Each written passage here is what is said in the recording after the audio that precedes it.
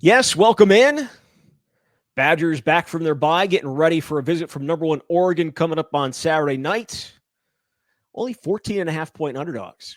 Felt a little low, Jesse.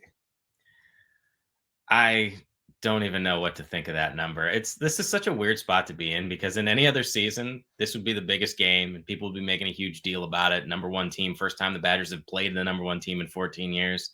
But because they've already had two top five games, lost them both, I don't know. I don't want to create a false narrative. I'm sure fans out there are excited. It just feels like there's a little less outside energy given where things have gone this season for Wisconsin. I feel the last time a top five team came in here was Penn State, and I feel like going to that one because of what had happened the previous 3 weeks, you at least thought they might have a chance. Someone might have picked that game, but what happened 2 weeks ago kind of thrown a lot of water on anybody. The idea that they're going to somehow upset the number one team, an Oregon team that is the only unbeaten team left in the Big Ten and would be the top ranked team in the playoff if it started today. Indiana's still in there, right? Indiana's still. Oh, I'm sorry. Yep, you're right. My bad. Even I forget about Indiana. Sorry, all the Hoosier fans out there, which is a great story. It's a great story. I don't think anybody at Wisconsin feels great about it because of Kirk coming in there and changing everything around in 1 year. And we're sitting here watching Luke Fickell and Phil Longo and Mike Tressel still struggle here a little bit. We're gonna get into it because we had an opportunity to chat with Phil Longo yesterday. A lot to talk about with his offense and the quarterback spot, and certainly he couldn't talk about specifics with Carter Smith, but kind of how him and the rest of the staff have to deal with that, trying to recruit another quarterback in the class of 2025. So we'll get into all of it. Before we do, as always, Home Field is the official apparel sponsor of the camp. Nobody has better vintage gear than they do. A ton of new stuff here these last few months, and leading into, I'm sure they're going to have even more releases as we get closer to Black Friday and into the Christmas season. But go check them out, homefieldapparel.com. Use the promo code Bucky24 for 15% off your first purchase. All right, let's jump into this with what Phil Longo had to say yesterday. He talked offense, talked quarterbacks. You wrote off of it. I know one of your questions for him was, is this the first time in a while that you have not been able to get the offense going as quickly as you wanted to? And he said, it's the first time in a while. Yes, it certainly is. The statistics would bear that out. You know, it's interesting because when things aren't going well, you're going to preach patience and long-term big picture. And there's nothing inherently wrong with the things that I think Phil said about the plan that Luke Fickell has. It's just that we're almost at the end of season 2 of this process, and the results have not gotten markedly better outside of that 3-game winning streak against bad teams. And I went back and looked at some of the numbers because he did have, at least from a scoring perspective, pretty good amount of success. Certainly in his previous 6 years, all at the FBS level at North Carolina and Ole Miss. Never had a team rank worse than 33rd nationally in scoring offense. And I understand there's a lot more that factors into the success of an offense, whether you can score in the red zone, your total offense, yards per play, all that. But the name of the game ultimately is to score points. And he just never really had a problem doing that on the whole. Certainly had success at Sam Houston. I went back, and you would have to go about 17 years back to find a team that Phil Longo had that wasn't very good offensively. Minnesota Duluth, back-to-back seasons of about 21, 22 points per game. And so when he said it's been a while, that's how long it's been. And it's just, I don't think anybody had this on their bingo card of they're going to be 10th in the Big Ten in total offense or whatever it is. Like, that's not horrible, but he didn't come here to be just okay. And so he can preach process, and I understand it, but there has not been a single big game other than the LSU bowl game, which you can debate the merits of how big that game was, where the offense really showed up and gave Wisconsin a chance. I know the defense has stunk too, but offensively, they've not been good enough. Not nearly good enough. And that's because we can blame that on a lot of things, right? Yes. We could point to a lot of things and say, this is why it's not good enough. This is why it hasn't been good enough. But I think it certainly starts with the quarterback. It has to start with the quarterback. And I don't know how many Braedyn Locke fans there still are out there.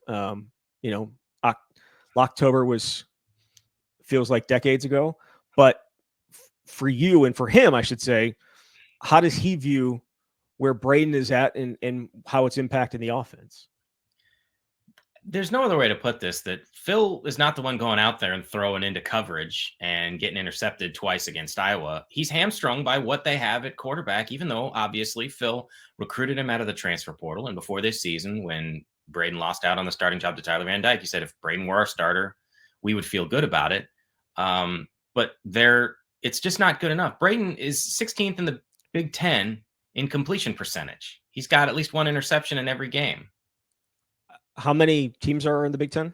18. Yeah, okay. 18. Right. Not good. Go ahead. Yeah, well, I didn't mean to suggest 16th in the country. It's just it has. No, I just wanted to hammer home the point of where things were at. Yeah, and so obviously they haven't been able to establish the run effectively enough against good teams, but they don't have a quarterback that can go make that big play consistently, or I suppose more for better way to put it is he makes that massive mistake that puts you in a really bad spot. But obviously that is a big hindrance to where they are offensively. And so I don't know how you overcome that.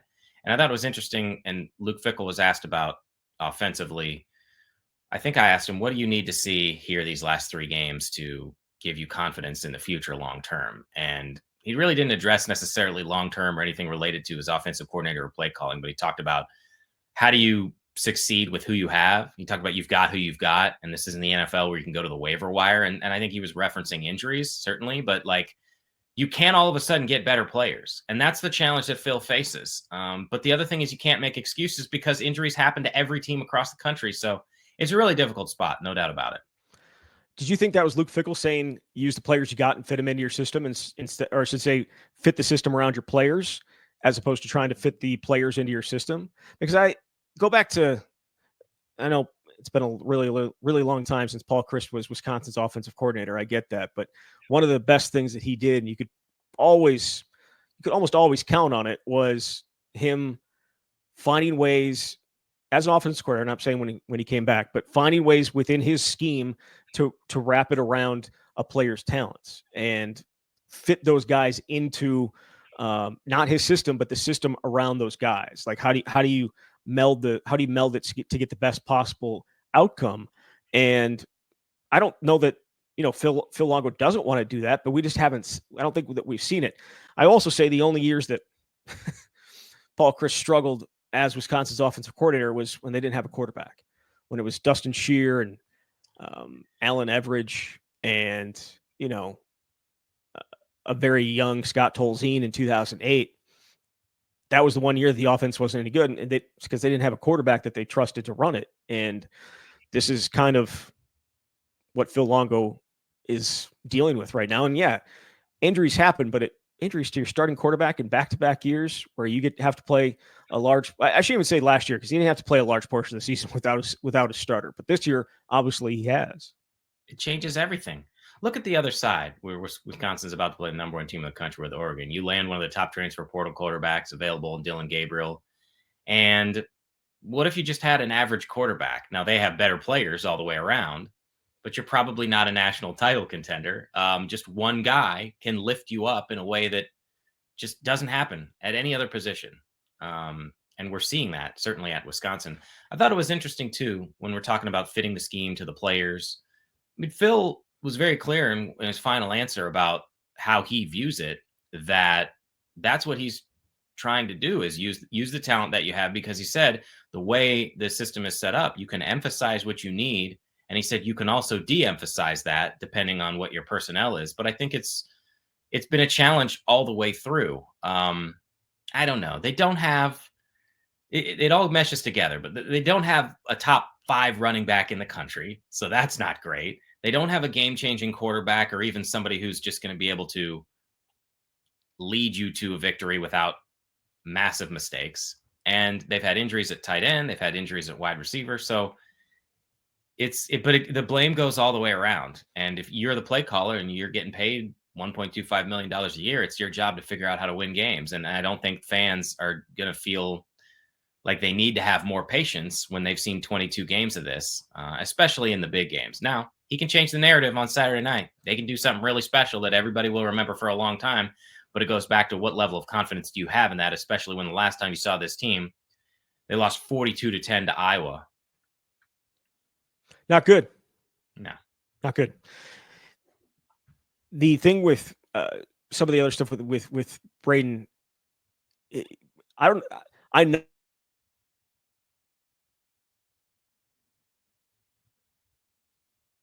talking about the fact that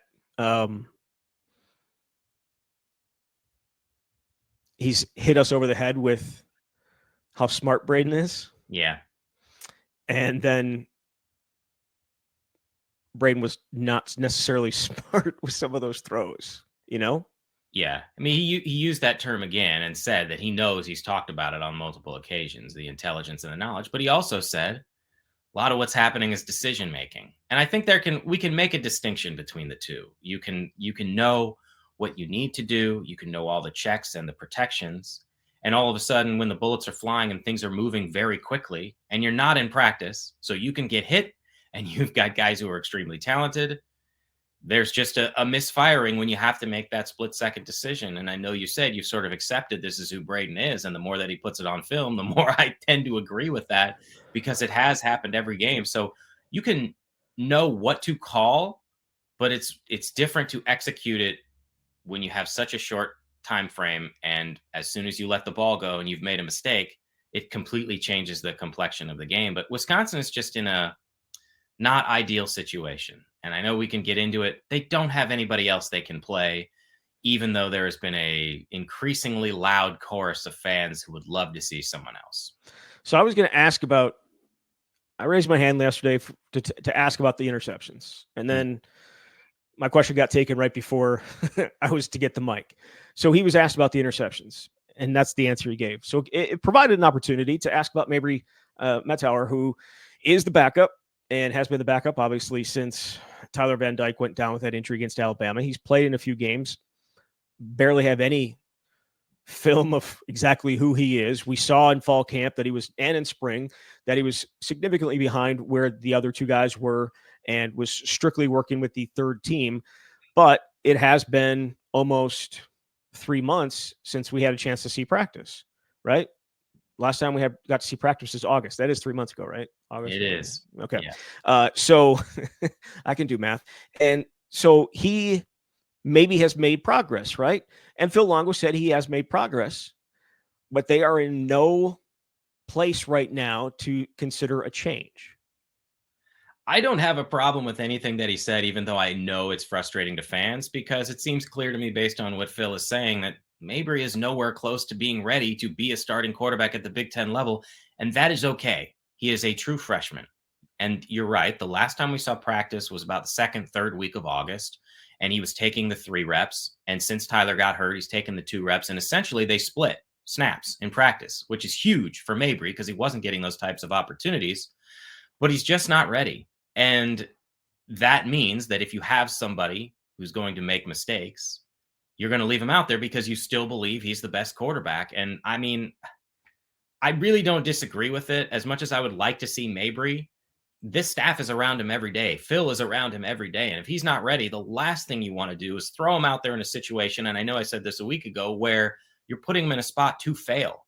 They're about to go play the number 1 team in the country. You think that makes a lot of sense to start this guy or give him a ton of snaps? Now, I can see it maybe in the last 2 regular season games, but if the coaching staff doesn't believe he's ready, why put him in that position?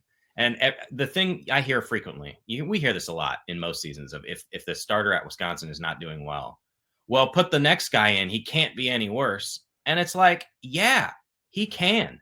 And that's why he's not out there. So I think Mabrey offers a skill set that's certainly a little bit different and intriguing.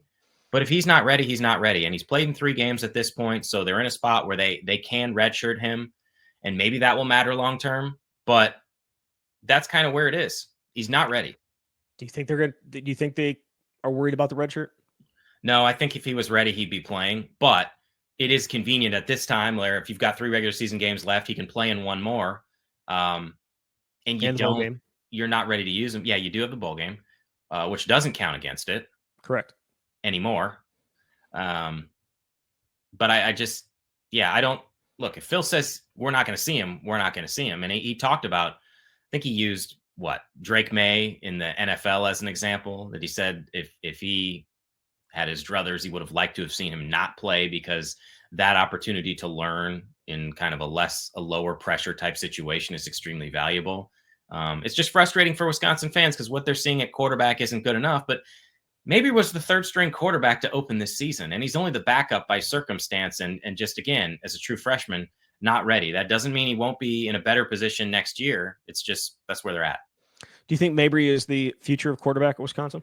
Oh boy, it's unfair, but I threw it at you anyways. It's impossible because I don't even know who's going to be on the roster next year. And if you go the portal route, then you're automatically getting someone who is quite likely ahead of where Mabrey is because he's got experience. And of course, we know that they're pursuing a quarterback in the 2025 class who's a 4-star guy, and they wouldn't do that if they didn't think he could have a chance. So I think Mabrey is in a good position to show that he can be the guy, but like I want to see in practice, and this spring would be certainly extremely instructive, whether he's legitimately ready for that. But again, I don't know who's going to be on the roster this spring.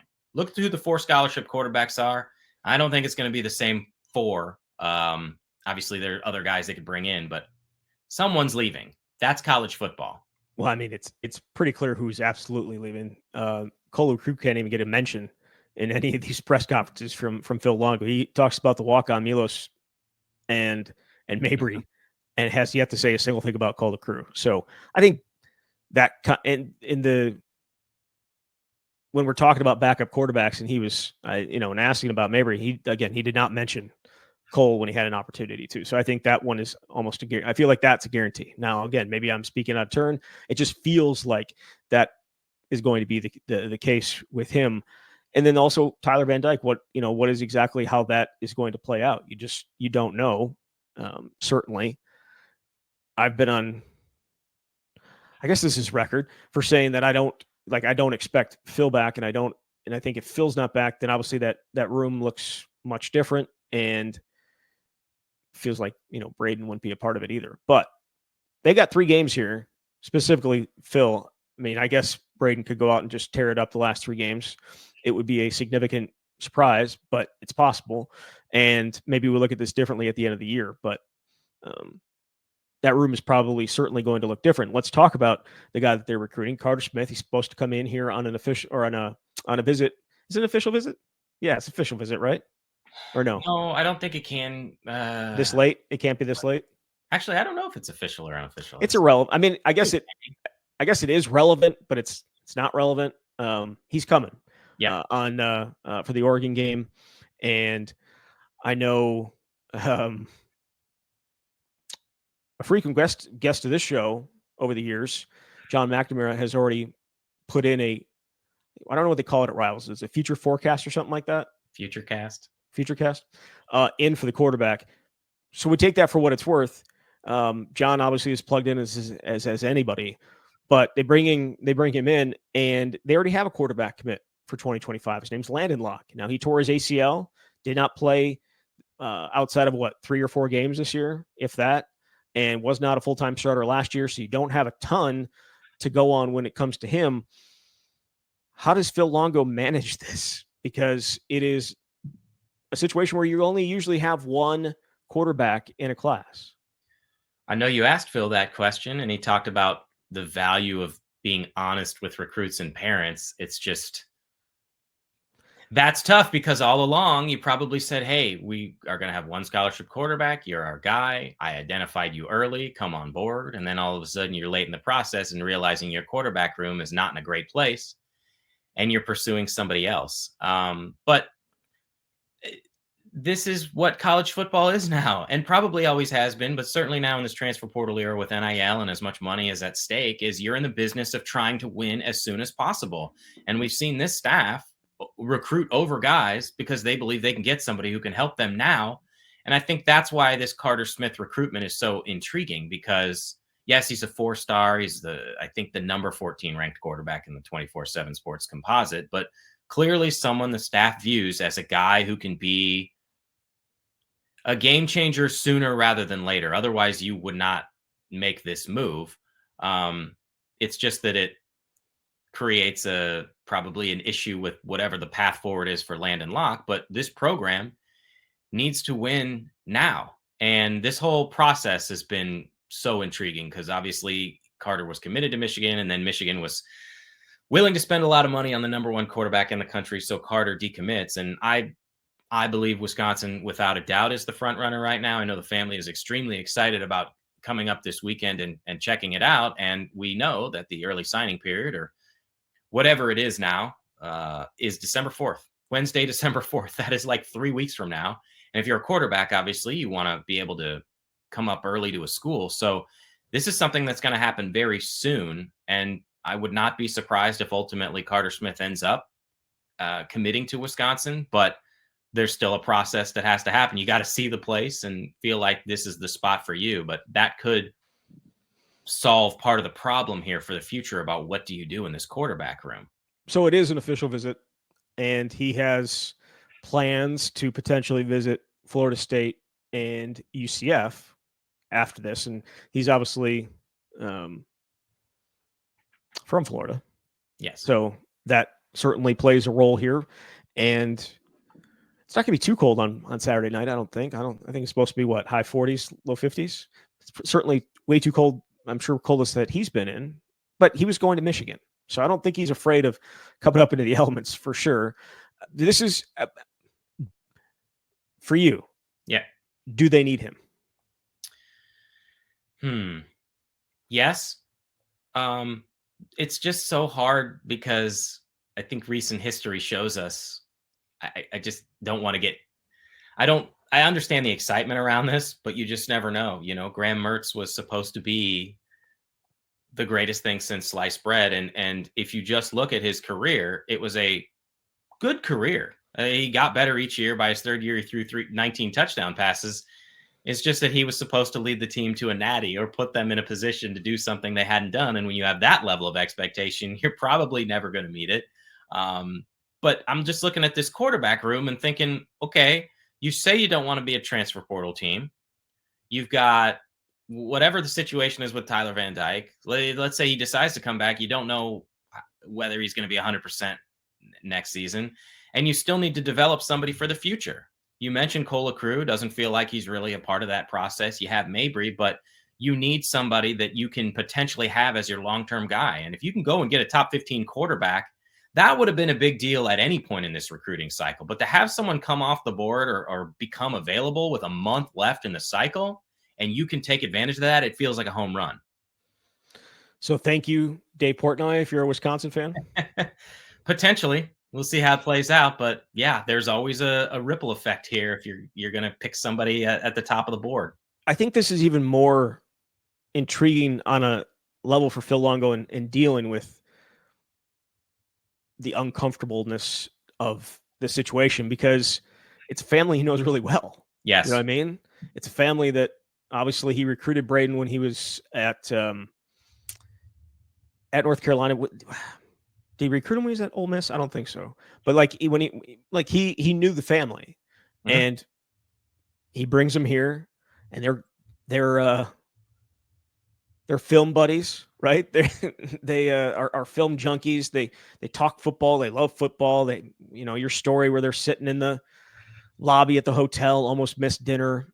So there is a lot of, I think, familiarity and love between that, him and that family. And then he goes and offers Landon, and Landon commits. And so there's a lot of history here that he's having to manage a little bit. And also I don't know if it's an elephant in the room, but is he going to be here?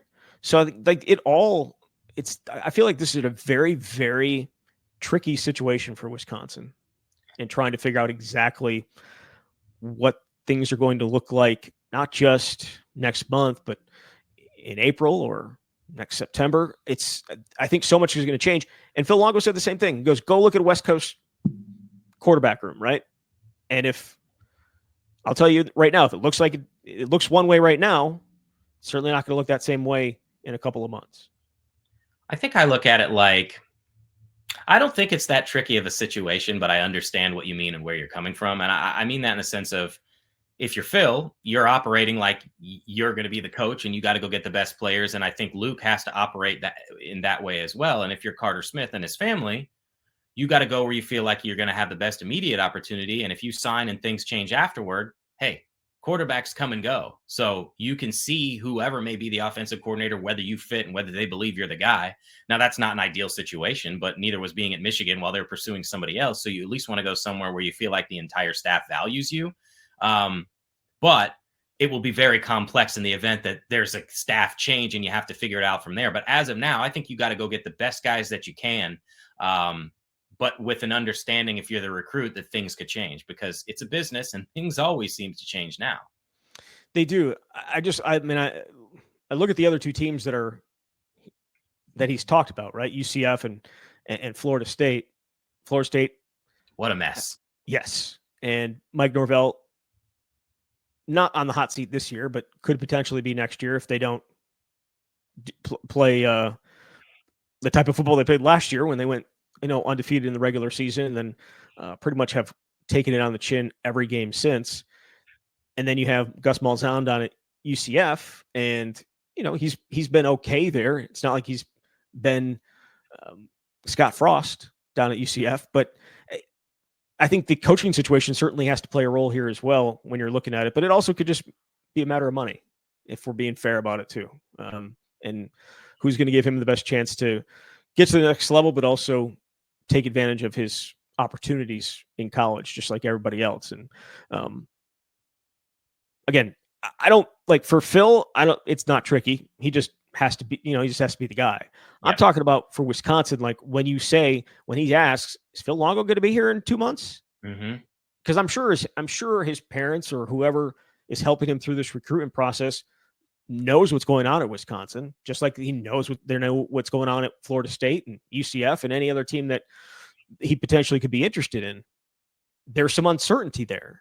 And you're coming out of a situation where a program that you committed to over a year ago, just out of the blue, said, well, we're going to go after this guy. We're going to throw millions of dollars. This guy. You're not good enough. We're going to throw. I feel like, and there's no certainty in any of this college football right now, but I feel like you're looking for certainty as much as possible if you're Carter Smith. Yeah. As opposed to maybe when he committed to Michigan, it's just like, oh, it's Michigan. I'm the one quarterback in this class. Let's go. And all of a sudden it got turned on its head. That's the part that's the significant challenge, and where the family has to have a serious conversation about. You hear all the time, and it's become cliche, that idea of commit to the school and commit for other reasons other than a coach. It's just that quarterbacks coach in particular is so important because what they're looking for in the offense they're running either fits your skill set or it doesn't. You could have another coach come in and want to do something different or not view you in the same light as that staff. So they're going to have to make a tough decision here in the next few weeks. But if you also have confidence in what you can bring, then maybe you think you can do that no matter who the coach is because you're the guy. And I'm looking at the other scholarship quarterbacks they have in, and especially the young guys, and he may end up being that dude. So, but you also have more outs now than ever before. You're not stuck if you feel like you get to next fall and it's not working out. Well, and Luke Fickles wasn't. Did you ask him about the system and like whether it could potentially be the same? Like, is he comfortable with the system? Was that you that asked that? I asked him, what do you need to see in these next 3 games to have confidence? Oh, that's right. That this system is the path moving forward, and didn't get. I think oftentimes I'm left not getting the answer that I'm seeking, or that the answer is sort of addressing something else. Because the response ended up being, need to see progress with the players that we have. And it's like, that's not really helpful. And neither is the question that was asked to him about, did you consider making any major changes after the bye? That's a question about coaches. Yes. And maybe the question needs to be more right on the nose there, because it gave him an opportunity to say, oh, I questioned a lot of things. Were we tough enough? Were we physical enough? And it's like, that was not what was being asked. That's not what was being asked. But maybe that's on us. We just need to be more direct. Hey, man, did you think about firing anyone? Should have followed up on it. Kind of like when he first came in, we're like, who's Casey? Like Casey Robb? Like, who's going to coach the offensive line? Because obviously Bob Bostad was gone, and someone asked him the question, but he asked him 2 questions. I think it was Steve. I think that was me. Oh, you asked him 2 questions, and I he learned. Answered, Can't ask 2 questions. He answered one of them and didn't answer the other one. And it was like, and he nodded towards you when he did it. And then the next question I think was mine, and I'm like, so who's going to be coaching the offensive line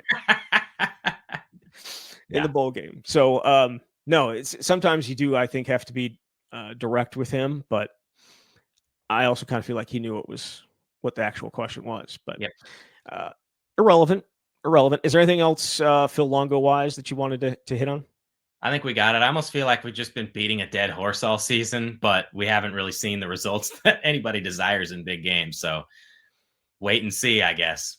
Number 1 beating the dead horse podcast in Madison? No way. We always got new stuff. I promise.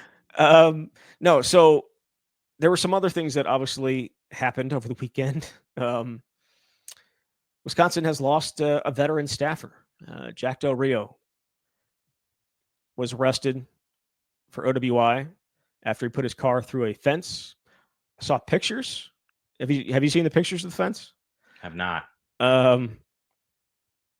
Andy Schaff on I guess Blue Sky posted the pictures, and I mean he took out a large portion of the fence. It wasn't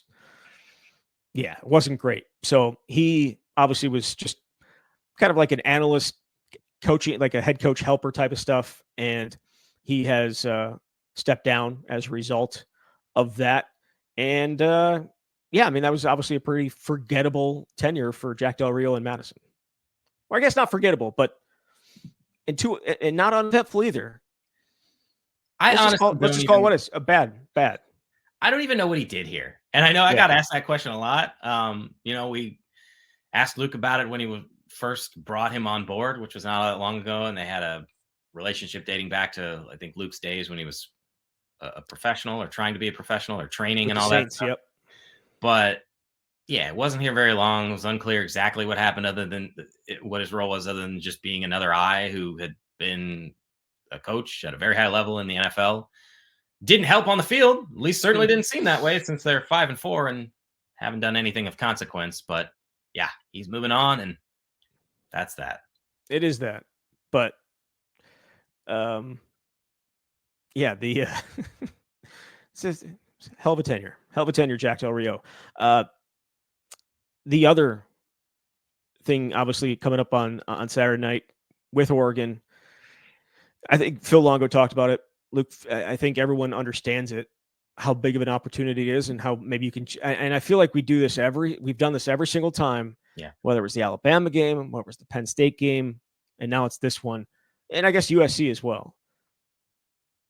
We have such a huge opportunity to show progress and show life and show that 42-10 was not who you are, but you have to go out and prove it. And I guess I'm wondering in your mind, and I know we haven't gotten to talk to the players yet as we're doing this, but where do you think they are mentally coming off that and having to sit with that? And college kids bounce back much quicker than people of my age do now, but that still has to be tough to overcome. Yeah, I know I said, and maybe this was before the Iowa game, that it felt like when we talked to them, if you're trying to really read between the lines, body language was good. They're saying all the right things, and I've been around enough seasons to see, these guys, they're done. But the more those kinds of results pile up, it's not enjoyable. I don't think they think they're going to go out there and get their ass kicked, which is at least a good starting point. But we see this week after week in these big games, and it just has not happened. And so a lot of it comes down to, at least on the outside, of like, do you believe this is actually going to happen? And it's hard to have that belief when they have not done it one time in a big moment. I also do wonder, it would be certainly the story of the weekend in college football, just like it would have been if Wisconsin had beaten Penn State, because Oregon's the number one team in the country. They're undefeated. And again, Wisconsin hasn't even played a number one team in 14 years. I don't even know if beating Oregon would change all that much in terms of what the trajectory of the program is. Because if you win that game and then you don't win against Nebraska or you don't beat Minnesota, it's almost like that game is for naught. But you'd feel a heck of a lot better about what's possible. And I think I go back to one of the things Luke Fickell said on Monday about kind of like, we haven't shown who we are or something like that. And I couldn't help but think, yeah, you have. But I get you can word that or spin that in a way of our potential is higher and we have not reached that ceiling. And that is true if you believe that they have more to give. And I think that it's possible. Just it's hard to have confidence right now. There are, I don't disagree that losing the two after Oregon would be, obviously difficult and people would remember it because as we've said how many times, this is a week-to-week sport and even a quarter-to-quarter sport. Not maybe play-to-play. I don't know. It's irrelevant, but everyone's opinion can change. Wisconsin has beaten the number one team 4 times. The two most recent times, 2010 and 1981, still talked about people, even though, 2010 set off, what they were going to be for the next 3 years. The 1981 one is still talked about by people that are much older now. It's still talked about. Yes. Like, even though they were not very, like, they ended up going to a bowl game this year, but it's not like that year, but it wasn't like they were some great team. That year, it's still talked about, and I think it's still remembered. And I think it would be the same way with Oregon. Like, once you get a little bit further away from it, right? Like, if they were to lose the next 2 games after that, once you go a little bit further away from it, like 2003 Ohio State, that team went and just absolutely crapped down their leg the rest of the year. I mean, they had been horrible the year before, like earlier in the year. Again, I know they weren't the number one team, but like big wins and seasons that don't end up being something special are still remembered. Yes. I didn't mean to suggest this wouldn't be talked about for a long, long time. It absolutely would. I just think it's not realistic. The starting point is doing it once. You just got to be able to keep doing it. But maybe this would be a moment that people will look back on and say, oh, they showed what they could be, and then they did something special at some point after that. And you got to do it against somebody, because they're 0-5 against ranked teams since Luke Fickell got hired. And again, we've said this before, it's now been more than 3 years since they've beaten a ranked team, and be a chance to make a statement on a 3rd consecutive Wisconsin game airing on NBC in prime time, which I'm sure the nation eagerly awaits. Yeah, I mean, NBC's got to get some better games. They've had one great game, I think, this year, like off the top of my head, which was Fox obviously taking all the good ones for Big Noon. Yeah. Ohio State people are not happy about that. Like, and I don't think I would be either. People are, Ohio State should get more money now because they're always playing there. And man, I guess, but it's the biggest brand, and Fox, I totally get it from Fox's angle. I would also be upset if I was Ohio State. There should be. Do you think there should be a limit on the number of times you have to play that? Probably. I think so. Be a limit on 6:30 NBC games too. There absolutely should be, and Wisconsin is over their limit. Yes, for 6:30 games for sure. Trying to think, was there anything else that we needed to hit on? We'll talk more about the game coming up on Thursday. Break it down, try and find a path to success for Wisconsin. That feels difficult to do, but we're gonna take it on. We're gonna take it on, and we're gonna tackle it. We're gonna try and figure it out. I don't think it's going to be a success, but we're gonna try. We're gonna try the heck out of it. Jesse, thank you very much. Thanks, Zach. All right, there he is, Jesse Temple from The Athletic. You've been listening to The Camp.